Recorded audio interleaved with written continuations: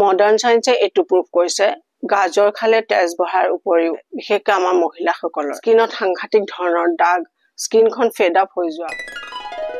শৰীৰত তেজ কম এটো এটা খুব আজিকালি কমন প্ৰবলেম যেতিয়া আমাৰ শৰীৰত তেজ কম হ'ব বহুত ধৰণৰ প্ৰবলেম দেখা যায় বিশেষকৈ আমাৰ মহিলাসকলৰ স্কিনত সাংঘাতিক ধৰণৰ দাগ স্কিনখন ফেড আপ হৈ যোৱা চুলি খৰা শৰীৰটো উইক লাগি থকা কাম বন কৰিবলৈ মন নোযোৱা এই গোটেইবোৰ প্ৰবলেম আৰু বহুত প্ৰবলেম হ'ব পাৰে শৰীৰত তেজ নথকাৰ কাৰণে যেহেতু কৈছে খুব কমন প্ৰবলেম শৰীৰত তেজ কম হৈ যোৱাটো আজিকালি তেজ কম কিয় হয় যেতিয়া আমাৰ শৰীৰত হিমোগ্লোবিনৰ মাত্ৰা কমি যায় তেতিয়া আমাৰ শৰীৰত তেজ কম হ'বলৈ ধৰে হিমোগ্লোবিনে অক্সিজেনক শৰীৰৰ প্ৰত্যেক পাৰ্টলৈকে ডিস্ট্ৰিবিউট কৰে মানে প্ৰত্যেক পাৰ্টলৈকে পঠায় যদি শৰীৰে ভালকৈ অক্সিজেন নাপায় শৰীৰৰ প্ৰত্যেক অৰ্গান উইক হ'বলৈ ধৰিব লগতে আমাৰ শৰীৰৰ শক্তিও শেষ হ'বলৈ ধৰে এতিয়া শৰীৰত হিমোগ্লোবিন কিমান থাকিব লাগে হেতু জনাটো দৰকাৰ মেলৰ মানে মতা মানুহৰ 13.5 ৰ পৰা 17 গ্ৰাম পাৰ ডেচিলিটাৰ থাকিলে হেতু হেলদি ৰেঞ্জ বুলি জনা যায় আৰু ফিমেলৰ 12 ৰ পৰা 15.5 হ'ব লাগে যদি এই হিমোগ্লোবিন ৰেঞ্জৰ পৰা তললৈ যায় তেতিয়া তেজ কম হৈ যায় আৰু বডিত তেতিয়া কিছুমান সিম্পটমস দেখা দিবলৈ ধৰে লাইক সদায় ভাগৰুৱা হৈ থকা কাম বন কৰিবলৈ মন নোযোৱা এক্টিভিটি কৰিলে ভাগৰুৱা হৈ পৰা হাৰ্ট বিট বাঢ়ি যোৱা মূৰ ঘূৰোৱা ভৰি হাত ঠাণ্ডা হৈ যোৱা মূৰৰ বিষ হৈ থকা মুখখনত কোনো জান নথকা মানে মুখখনত ডাল হৈ যোৱা চুলি খৰা খিংখিঙিয়া হৈ যোৱা চকমাটি ধৰণৰ বস্তু খাবলৈ মন যোৱা যদি আপোনাৰ এই সিম্পটমসবোৰ দেখা দিছে তেতিয়াহলে আপুনি জানিব লাগিব আপোনাৰ শৰীৰত তেজ কম হৈছে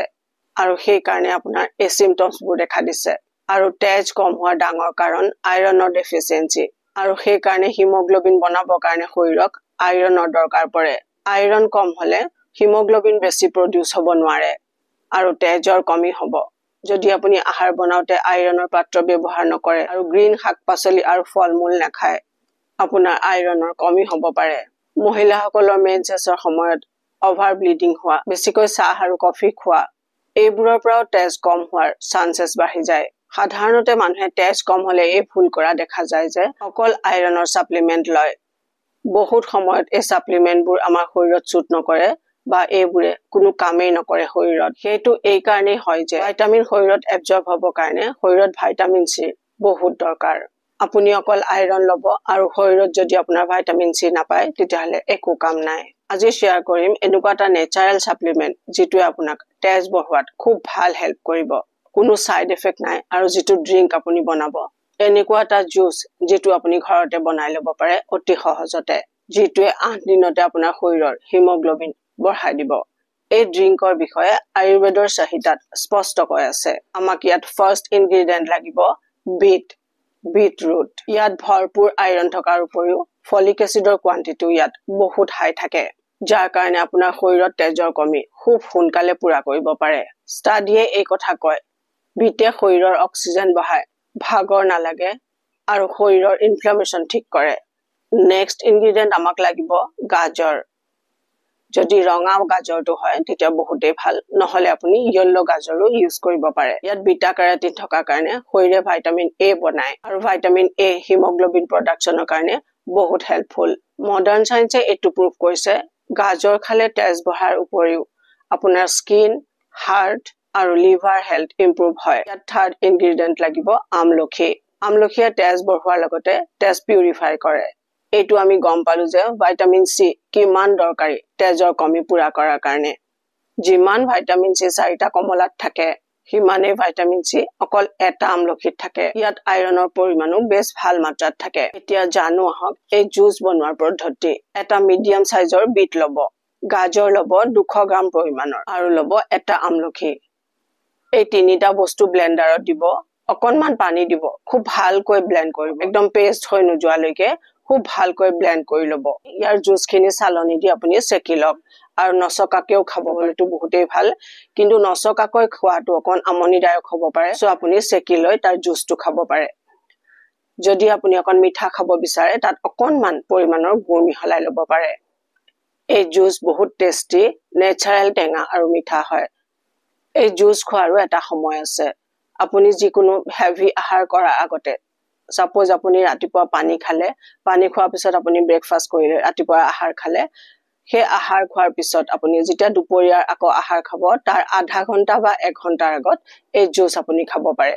আৰু যদি আগত খোৱা নহয় তেতিয়াহলে দুপৰীয়া আহাৰ কৰাৰ পিছত 1 ঘণ্টাৰ পিছত আপুনি এই জুস খাব আৰু মন কৰিব গধূলি 6টাৰ পিছত এই জুস আৰু নাখাব 6টাৰ পিছত এই জুস খাই আপুনি ইয়াৰ পুৰা বেনিফিট আপুনি ল'ব নোৱাৰিব জুস খিনি খাওঁতে একেবাৰে এক ঢুকতে আপুনি শেষ কৰি দিব বহি পেলাই লাহে লাহে এটুকৈ জুস খিনি খোৱাটো দৰকাৰ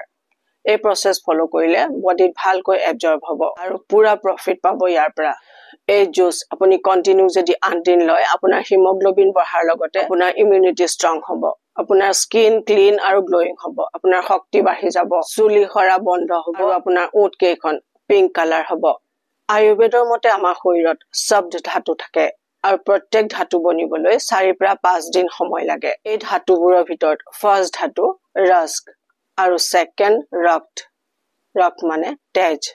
সেই কাৰণে যেতিয়া আপুনি একেলগে 8 দিন এই জুস খাব আপোনাৰ ৰক্ত ধাতুত ইয়াৰ প্ৰভাৱ দেখা যাব আপুনি এই জুস খোৱাৰ আগতে আপোনাৰ তেজৰ পৰিমাণ বিফৰ আৰু আফটাৰ আপুনি চেক কৰি ল'ব পাৰে ইয়াত কোৱা হৈছে 8 দিনত আপুনি প্ৰফিট দেখিবলৈ পাব কিন্তু আপুনি যদি কন্টিনিউ এমাহ লয় এমাহৰ পিছত আৰু কেইদিনমান আপুনি গ্যাপ দিয়ে তাৰ পিছত আকৌ কন্টিনিউ এমাহ কৰে তেতিয়াহলে আপুনি আৰু বহুত বেছি প্ৰফিট দেখিবলৈ পাব আগতেও কৈছো এই আহাৰ একেবাৰে নেচাৰেল আহাৰ ইয়াত কোনো সাইড এফেক্ট নাই তাৰ উপৰিও আপুনি ইয়াত বেষ্ট ভাল প্ৰফিট হে পাব মই যদি আপোনাক ইয়াত কওঁ বাহিৰৰ পৰা অন্য বস্তু স্কিনত লগোৱা আপোনাৰ কোনো দৰকাৰ নপৰিব এই জুসে আপোনাৰ স্কিনখন ভিতৰৰ পৰা গ্লো কৰি তুলিব আমি যদি খোৱা বোৱাত ভালকৈ ধ্যান নিদিও আমি যদি স্কিনখনৰ ওপৰত কিবা কিবি লেপি থাকো কিবা কিবি দামি কষ্টলি কসমেটিক্স আমি ব্যৱহাৰ কৰি থাকো তেতিয়াহলে লগোৱাৰ লগে লগে আপুনি অকমান স্কিনখনত গ্লো দিব আপুনি মুখখন ধুই দিয়াৰ লগে লগে সেই গ্লো একেবাৰে নাইকিয়া হৈ যাব তাৰ উপৰিও আপোনাৰ শৰীৰটো বেয়া লাগি থকা চুলি খৰা অন্য প্ৰবলেম এইবোৰটো আছে গতিকে যিমান পাৰে মই সদায় ভিডিঅত আপোনালোকক সৌন্দৰ্য চৰ্চা কৰিবৰ কাৰণে ভিডিঅ যেতিয়া কওঁ যে সৌন্দৰ্য চৰ্চা কৰিব লাগে কিন্তু তাৰ আগতে মই সদায় কওঁ যে হেলথটো আপোনালোকে ঠিক ৰাখিব লাগে হেলথি থাকিলেহে আপোনাৰ স্কিনত গ্লো অটোমেটিক্যালি আহিব সো হেলথটো কেনেকে ঠিক কৰি ৰাখিব কেনেকে নিজকে টেক কেয়াৰ কৰিব স্কিনৰ ওপৰত কেনেকে টেক কেয়াৰ কৰিব শৰীৰটোৰ ভিতৰৰ পৰা কেনেকে টেক কেয়াৰ কৰিব সম্পূৰ্ণ ভিডিঅ মোৰ চেনেলত ভৰি আছে আপোনালোকে ভিডিঅবোৰ চাওক আৰু ইয়াৰ পৰা পুৰা ফায়দা লওক আৰু মই ভাবো ভিডিঅটো সকলোকে শেয়াৰ কৰিব যিসকলৰ শৰীৰত তেজৰ কমি হৈছে তেওঁলোকৰ বহুত প্ৰফিট হ'ব এই ভিডিঅটোৰ পৰা যেতিয়া আপুনি আনক 1 গুণ ভাল কৰিব 10 গুণ আপোনাৰ নিজৰ প্ৰফিট হ'ব যিসকল নতুনকৈ আহিছে আমাৰ চেনেললৈ চেনেল সাবস্ক্ৰাইব কৰি ল'ব নহলে আহিবলগীয়া ভিডিঅ নটিফিকেশন আপোনালোকে মিছ কৰি যাব সো খুব হেলদি হৈ থাকক খুব সুখৰে থাকক নিজৰ বহুত যত্ন ল'ব মোৰ শুভেচ্ছা থাকিল